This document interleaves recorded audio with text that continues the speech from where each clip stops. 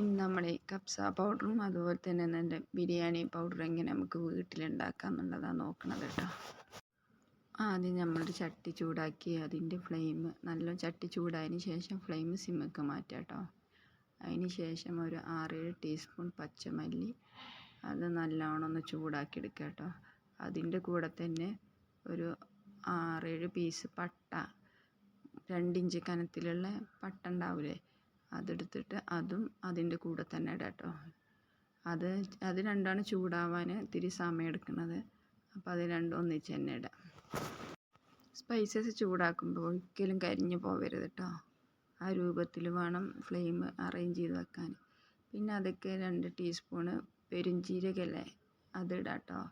അതും ജീരകട്ട പ്രത്യേകം നന്നായിട്ട് ഇളക്കണം, അല്ലെങ്കിൽ വേഗം കരിയാൻ സാധ്യത ഉണ്ട് കേട്ടോ. പിന്നെ അതൊക്കെ വേണ്ടത് ചെറിയ ജീരകമാണ്, അത് 1 സ്പൂണ് ചേർക്കുക. അതിട്ടാൽ നന്നായിട്ട് മിക്സ് ചെയ്യുക.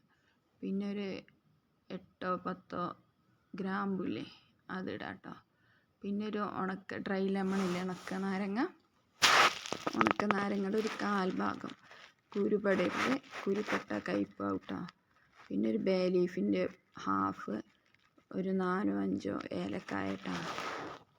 പിന്നെ കുരുമുളകാണ് ആവശ്യം, അതൊരു ടീസ്പൂൺ മതിയേ. നന്നായിട്ട് റോസ്റ്റ് ചെയ്തെടുക്കുക കേട്ടോ. നല്ല കരിയാതെ നല്ല പെർഫെക്റ്റായിട്ട് തന്നെ അത് ചൂടാക്കി എടുക്കുക കേട്ടോ. എന്നിട്ട് ഫ്ലെയിം ഓഫ് ചെയ്യണം. അടുത്ത മഞ്ഞൾപ്പൊടിയും മുളകും പൊടിയും മല്ലിപ്പൊടി ഇടുമ്പോൾ ഫ്ലെയിം ഓഫ് ചെയ്തതിന് ശേഷം 1 ടീസ്പൂൺ മഞ്ഞൾപ്പൊടിയും 3 ടീസ്പൂൺ മുളക് പൊടിയും 1 ടീസ്പൂൺ മല്ലിപ്പൊടി ഇടുക കേട്ടോ. എന്നിട്ട് പിന്നെ പൗഡേഴ്സ് ഇടുമ്പോൾ വേഗം കരിയാൻ സാധ്യത കൂടുതലാട്ടോ. അതുകൊണ്ട് നിർത്താതെ ഇളക്കിയും കൊണ്ടേ ഇരിക്കണം. ആ ഫ്രൈ പാൻ്റെ ചൂട് പോണ വരെ അത് നന്നായിട്ട് ഇളക്കണം കേട്ടോ. കരിഞ്ഞ് കഴിഞ്ഞാൽ അത് കയ്പ്പ് ടേസ്റ്റ് വരും കേട്ടോ. അപ്പോൾ പിന്നെ അതൊന്നിനും പറ്റൂല. പോണത് ബിരിയാണിക്കുള്ള മസാലയാണ് കേട്ടോ. ഗരം മസാല പൗഡറില്ലേ, അതാണ് കേട്ടോ. അപ്പോൾ ഫ്രൈ പാൻ അതുപോലെ നന്നായി ചൂടായി സിമ്മിലിട്ടേക്കുക.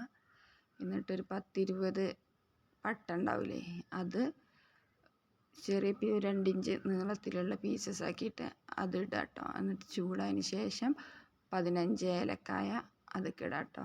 അതും ഇതേപോലെ കരിയാതെ വേണം ഇളക്കിയെടുക്കാൻ കേട്ടോ. പിന്നെ അതൊക്കെ ഒരു 10 ഗ്രാമ്പൂ ഇടാം കേട്ടോ. നന്നായിട്ട് ചൂടാക്കിയെടുക്കുക. റോസ്റ്റ് നല്ലോണം പൊടിഞ്ഞ് വരാൻ വേണ്ടിയിട്ടാണ് കേട്ടോ. സ്പൈസസ് ഇടുമ്പോൾ ഒരിക്കലും ഒന്നും കരിയരുത് കേട്ടോ. ജീരകങ്ങൾ ഇടുമ്പോൾ പ്രത്യേകം ശ്രദ്ധിക്കണം. അതിന് ശേഷം 2 ടീസ്പൂണ് പെരുംജീരകം ഇടുക. അതും ഇതേപോലെ നന്നായി റോസ്റ്റ് ആക്കുക കേട്ടോ. ഇതിൽ പിന്നെ ചെറിയ ജീരകം ചേർക്കണില്ല. പിന്നെ വേണ്ടത് ഒരു ജാതിക്കയാണ് കേട്ടോ. അതിൻ്റെ ഷെല്ല് കളഞ്ഞിട്ട് അതിടുക. ഒരു ബേ ലീഫിൻ്റെ ഹാഫ് ഇടുക കേട്ടോ. പിന്നെ ഒരു സ്റ്റാർ ഇടുക കേട്ടോ. പിന്നെ വേണ്ടത് ഒരു 1/2 ടീസ്പൂണ് ഉലുവയാണ്, അത് നന്നായി റോസ്റ്റ് ചെയ്യുക. പിന്നെ ഒരു 3 ഡ്രൈ ചില്ലി ഉണക്കമുളകിട്ട് ഇടുക കേട്ടോ. പിന്നെ വേണ്ടത് കുരുമുളകാണ്, അതൊരു 1/2 ടീസ്പൂൺ അതും ഇടുക. എന്നിട്ട് നന്നായി റോസ്റ്റാക്കി നല്ല ചൂടായി വരുമ്പോൾ സ്റ്റവ് ഓഫ് ചെയ്യുക കേട്ടോ. എന്നിട്ട് ചൂടാറിയതിന് ശേഷം നല്ല ഫൈനായിട്ട് മിക്സിയുടെ ജാറിൽ പൊടിച്ചെടുക്കുക. നല്ല അടിപൊളി ഗരം മസാല പൗഡറും കപ്സ് മസാല പൗഡറും റെഡി ആയിട്ടുണ്ട് കേട്ടോ. ഇത് നല്ല ടേസ്റ്റാണ്. നമ്മൾ വീട്ടിലുണ്ടാക്കണം കൂടിയാകുമ്പോൾ ഒന്നും കൂടി മണം രുചിയൊക്കെ കൂടുന്ന ഒരു ഐറ്റമാണ് കേട്ടോ. അപ്പോൾ എല്ലാവരും ഒന്ന് ട്രൈ ചെയ്യണേ, സപ്പോർട്ട് ചെയ്യണം.